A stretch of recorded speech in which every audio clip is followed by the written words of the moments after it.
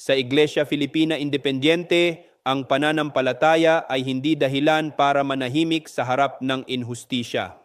Ang pagiging kasapi ng IFI ay paninindigang hindi bulag at hindi manhid sa mga kaganapan ng bayan. Ang IFI ay hindi simbahan ng walang kibo. Ito ay sambayanang tumitindig sa alinmang sektor ng lipunan, lalo na kung may inaapi, tinatabunan at ginagawang biktima. Ang pananahimik sa gitna ng pagdurusa ng kapwa ay hindi kailanman naging bahagi ng ating pananampalataya.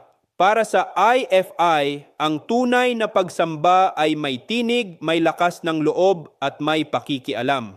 Ang pananampalatayang buhay ay hindi nakukulong sa loob ng simbahan, kundi humahantong sa pakikiisa, pagkilos at pagtatanggol sa dignidad ng tao at ng bayan. Ako, si Bishop Tonyo, Obispong Migrante sa Europa, at ito ang Araling IFI.